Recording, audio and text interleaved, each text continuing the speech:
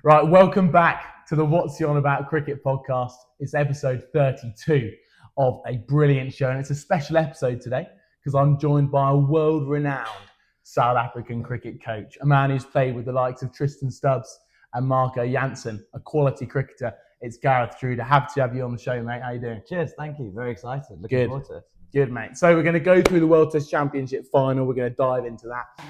England-India predictions, have a look at the teams, and then we're going to have a look at the three palindrome cricketers past Aidan Markram who have ever played the game. So we're going to try and guess that one as well.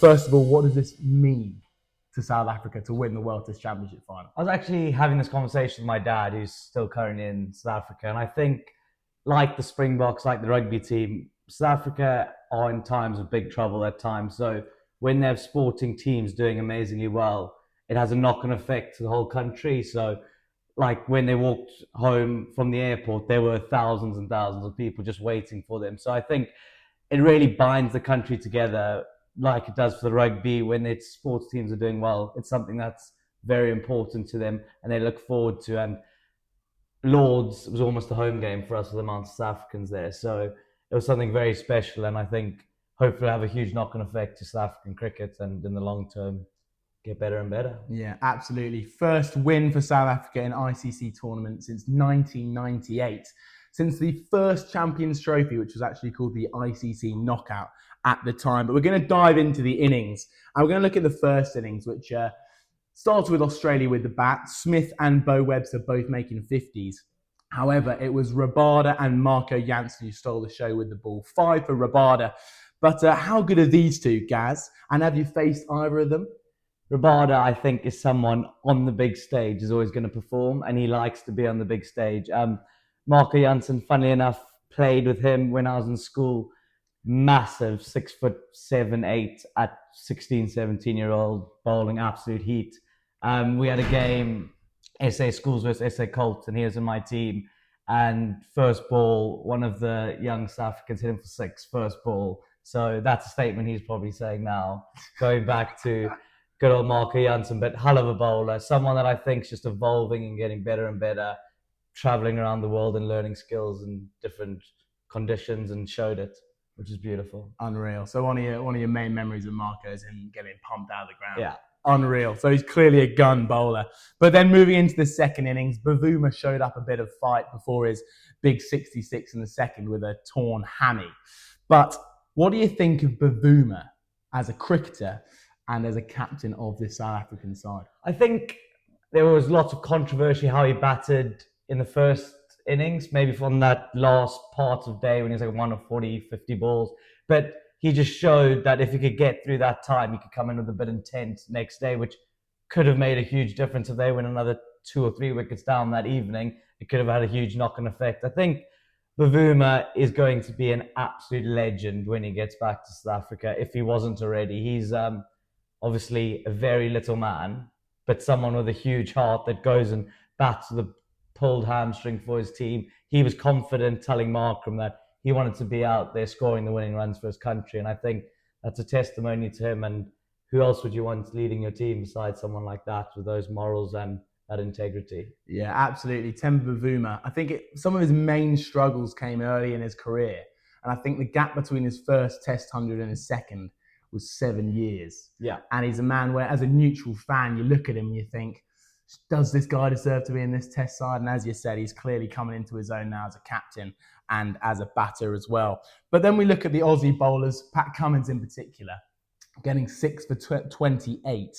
He's at 32 years old, Hazelwood at 34 and Stark at 35.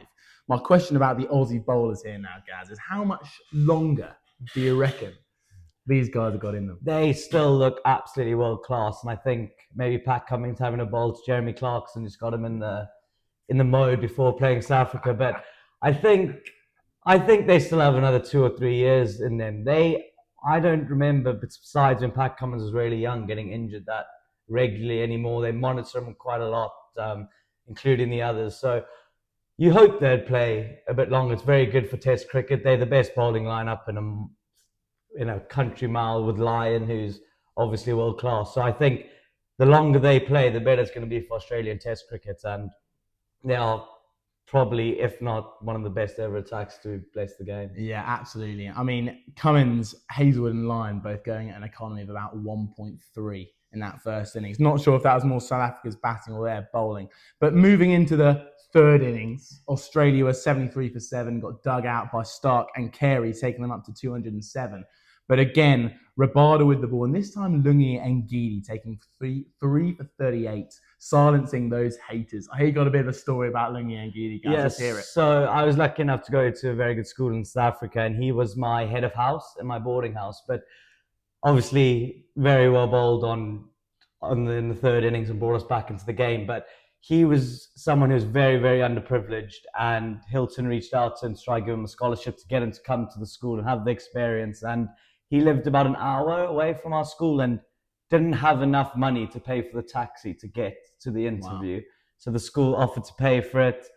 Landed up coming to the school on 110% scholarship, so paying for his uniform, his books, all of that. But then ended up playing South Africa under 19, played under 16A rugby, had I'm sure he would say the same, the most amazing experience that some maybe not be able to experience if he didn't have that opportunity to go to one of the top schools in South Africa, play at a high level and be surrounded by the best coaches in schoolboy cricket. So I think he'll see going to a school like that has almost changed his life and enabled him to go play in the IPL, play for South Africa. And those are the chances that people get in South Africa, which is amazing. And I'm sure he absolutely loved winning that title and for South Africa. Yeah, and I mean, it means so much to all these guys. We can clearly see it, and to the fans as well in that Lord's Cricket Ground, as you mentioned there, Gaz. But let's move on to Aidan Markram, the man of the match, man of the hour, in that fourth innings, getting 136. A couple of little stats. He's got 305 games against Australia, averaging over 60 against the Aussies. And also his average at home is 43, and his average away from home is just 20. Yeah. So my first question to you about Aidan Markram is, did you back him to go out there and chase down 280 opening the batting?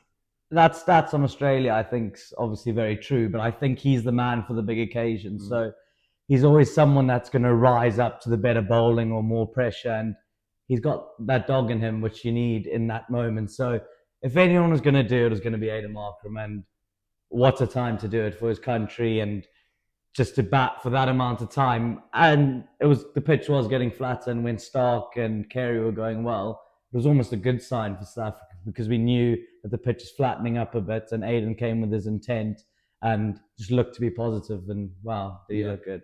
Absolutely. I mean, probably one of the biggest hundreds in South African history in cricket. You've probably got to argue that. And what an innings it was. It's such a crucial time, just kind of playing the situation perfectly. No big shots, no risks.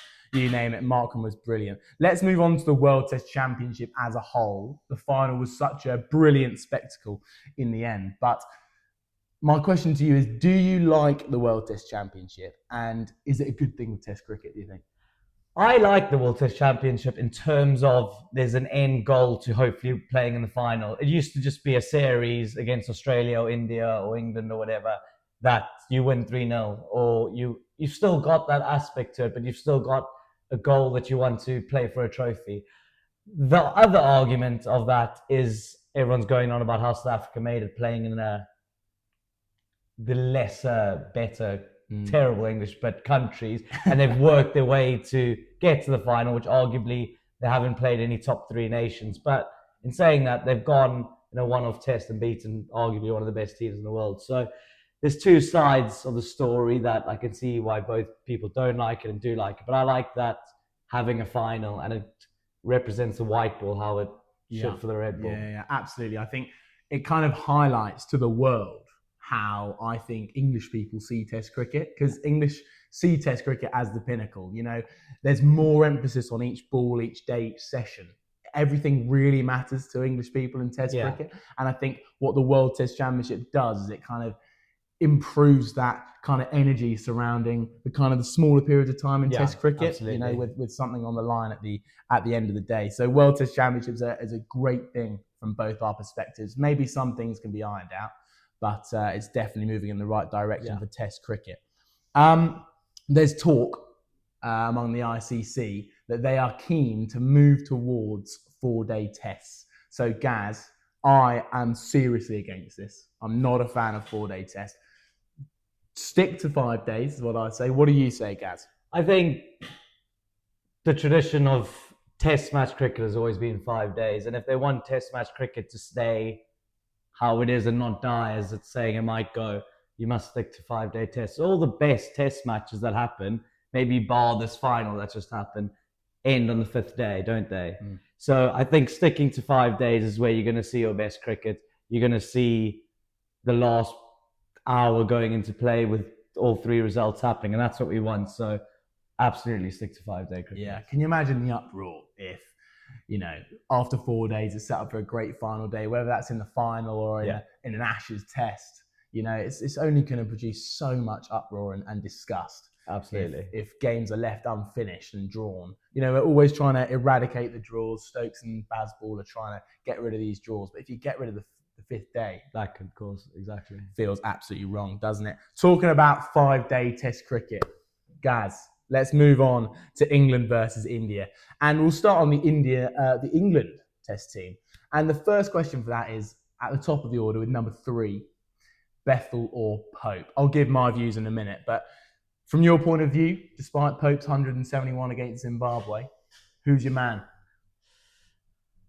I've always rated Pope very, very highly, but I think he's got enough chances, and obviously scoring 170 against hundreds of hundreds. But I do believe Bethell deserves a chance. In New Zealand, he stepped up going into number 3 and made it look his own. And he's just getting better and better and better. And you hear loads of podcasts and people talking that he's the next big thing. So I think get him in. I would love to see him batting at 3 and then go from there. Obviously, it's unfortunate for Pope, but maybe his chance will come in another way. Yeah, I think the one drawback about Jacob Bethell, everyone sees his talent, don't they? Yeah. Everyone sees that this guy is ridiculously, talented. And the only issue for me drawing him back is that he's got no professional hundreds. You know, not first class, not T20, not 50 over cricket. He's got no hundreds at all. Highest first class score coming against New Zealand. And I think his second one was also against New Zealand as well. So there's that element of, we love Jacob Bethell as a player. For me, I think he's a better cricketer than Ollie Pope. I agree with you. But the fact that he doesn't have that professional 100 just sets Ollie Pope a little bit above the rest. And go on, mate. Absolutely, but he's also got that left arm orthodox that adds another string to his bow that could be very important. He's a very good fielder, as is Ollie Pope, but if Pope's going to play, he's going to play just as a batter. At least you've got Bethell that could bowl his left arm spin, and as I know we're going into later, Bashir on a bad day is quite bad. Whereas Bethell in the white ball, I know red ball's very different, but in the white ball, he's very handy. Second choice spinner, and sometimes even plays as the first choice spinner. So he's someone that could be very handy and take the bit of pressure off Bashir. Yeah, so Gaz, if the ball's in your court, your selector for the first test, bearing in mind we got the Ashes after these 5 tests of India, do you think Jacob Bethell is the man to bat at number 3 against India and take us into the Ashes? Bethell's your man, 100%. Wow. Because I think there's that argument, isn't there, that England need a settled side going into the Ashes. And, you know, maybe you could say that 5 tests against India is not enough to prepare you for the Ashes. But does Bethell need any preparation? I mean, no, I don't think so. No, Definitely not. Agreed. So let's move on to the man you mentioned being bad on his bad day, Shab Bashir. I'll give you a few stats here. He's averaging 36 with the ball in first class cricket. But this is what I want to say to you. Bashir has actually played more test matches for England than he has done 4 days for county. And also he's got 75% of his first class wickets in test cricket. So 3/4 of all his wickets have come in test cricket for England. Do you think, Gaz, he's the spinner moving forward for the Ashes? Well, we're contradicting ourselves a little bit. Well, myself was saying with Bethel, and now we're putting Bashir, not taking any county wickets, but he should play Test cricket. But Absolutely. I think he's not your man. I think Dale Benkenstein, who was my coach at school, said off spinners shouldn't play the game because they're easy to face. So I only think there's one off spinner in the world, and that's Nathan Lyon. I struggle to see him being the long-term solution, but I don't know who is the solution. I still quite fancy, as a Hampshire supporter, Liam Dawson as a very handy spinner that offers a lot more with the bat and a lot more experience, who's taken probably, I don't know how many first-class wickets, but loads, and scored loads and loads of runs. So he might not be the long-term solution, but if Bashir is not going to be the long-term solution, why can't you get Dawson then? Yeah, there's this kind of decision about how Stokes is putting all this faith in Bashir, but as soon as Stokes leaves the captaincy, I don't think anyone else is going to put faith in Bashir. Exactly. And if he's this long-term guy you're trying to develop, when Stokes maybe isn't a tremendously long-term captain, there's lots of questions there. And also you've got the likes of Farhan Ahmed, who is arguably got more control than anyone else, 17-year-old at Notts, bowling his offies over there. So who's to say he's not the next prodigy? But our final question on the England side is, we've got 3 fast bowlers to pick. We've got Overton, Wokes, Carse, Cook and Tongue. I'll give you my 3, Gaz. My 3 are going to be Wokes, Tongue and Carse. Do you agree with that? And what do you think maybe about Jamie Overton just getting lumped in there from the white ball squad? I would back that up 100%. I think firstly, who wanted to see Wokes on your screen for 5 days? Tremendous looking lad who bowls lovely away swingers and always feels like he's going to be in the game in England. And offers batting at 8, could score runs. And did you go Carson Tongue? Yes. I would go with that too. I struggle to see Overton getting into the team as a red ball player. I know white ball, he can bowl quite quickly and hit some big sixes, but I don't think he's a red ball answer. And he's getting on it with age too. Yeah. So I reckon Tongue and Carse are your guys that you can really bring into, who's probably going to play in the Ashes. Yeah. I think Jamie Overton, that pick for me, was a pure Ashes pick. Because this guy is 6'4", 6'5", bowls a pretty decent pace on a good day. And you look at it and you think, I think he averages 31 in first class cricket in England. And I feel like you can't, there's no reason why he should be brought into that test team other than that Ashes pick. Yeah. So next question for you guys, as a South African, are you scared of that bowling lineup of Bryden Carse, Josh Tongue, Chris Wokes? Maybe you're pretty scared of him, but Bashir as well. Does that frighten the living daylights out of you? That doesn't. No. To be honest, it's not Stark, Hazelwood and Cummins with line at bowling spin. So there's not a lot of test wickets there, besides Wokes maybe. But there's not a lot of test wickets and there's not too much pace that the Indians are going to be afraid of. So that might be a little slight worry for them. I know Bazball, they've proved that it works and their batting looks incredible. But with that bowling attack, just to back up what we said, I think Bethel will be the perfect answer for that, having another spinner in the side. Yeah, really good shout. Talking about Indians being scared of our bowling attack, let's move on to the Indian team. Now, big changes to their lineup include no Rohit Sharma and no Virat Kohli. Do you think that this is a good or a bad thing? Maybe there's a lack of ego around the squad, or on the other side, there's a lack of experience around in English conditions. It's a tough one to answer because they are 2 legends of the game, aren't they? They are huge, huge players in India and around the world. So that's obviously a lot of test runs taken out, but I think they were past their best. And I think it's time for the Shipman Gills and those type of players to step up and score runs for India. There's a lot of pressure on them, but I think it's their time to step up and really make those spots their own. And Kohli and Sharma, I think their time was done, but they have been amazing. Yeah, I absolutely agree with you. And you've also got the likes of Sai Sudarshan, who won the orange cap for most runs in the IPL this year. You've got Shubman Gill, as you said, and Jaiswal at the top of the order is going to be an absolute beauty. But final question on this England-India series, Gaz, is about the conditions. So since Bazball's come in, we've moved away from these kind of green nibblers where, foreign teams really struggle on. And we've moved into these flat decks where Harry Brook can go and bop it for 5 days straight. So Do you think the fact that we've moved away from those harsh English conditions to flat decks, is that going to make it a little bit easier for these Indian batters to get used to those conditions? It does make sense that it'll probably be easier, and these players around the world can adapt so quickly now, can't they? I think it'll always still be in England's favour because they've played in these conditions their whole life, but it is going to be a lot easier for the English batters and Indian batters to adapt. But personally, I would say if you looked on the lineups, that the English batting lineup would be a lot stronger and have proven themselves with a lot more runs compared to the Indian lineup. So there's a lot more experience with the English batting definitely going into the series, but it's going to be something to watch, and I'm sure to bring great entertainment along the way. Great test cricket, won't it? Absolutely right, man. So final predictions for England versus India. You got 5 tests. We're at Leeds, Edgbaston, Lords, Old Trafford, and then the Oval for the 5th test. What do you reckon, Gaz? There'll be it's tough to say if there will be a draw, but with Bazball going on, but you always fancy a bit of rain when you're in England. So I am going to go 3-1 England. Great shout. I've gone 4-1 because I think the only test we'll lose is probably Lords, because England always seem to lose at Lords. So on to the final part of the show. We've got 3 palindrome cricketers. I'll reveal 2 to you now. We've got 1 South African, 1 West Indian, and we've got 1 English cricket legend. It's the part to be nervous about. It is the part to be nervous about, mate. You better be worried, because I'm going to test you on the South African cricketer in a minute. But the English legend is Bob Willis. Well done if you got that one at home.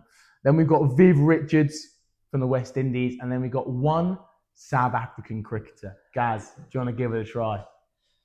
I will give it some thought, but I am struggling, so you're going to have to give me a slight clue. All right, I'll tell you. He's a top order batter. Is he still playing now? He is not. He's recently ended his career. Okay. He might be playing in the minor South African leagues. I'm sure he's still giving it a whack. Faf du Plessis. Faf du Plessis. There it is. What a great South African, eh? So on that note, make sure to leave a 5-star review. Gaz, it's been a pleasure having you on the podcast. Make sure to check him out at Gareth Schreuder Coaching on TikTok. Some great content over there. Leave that 5-star review. Follow on all social medias, and make sure to ask yourself, what is he on about? Cheers.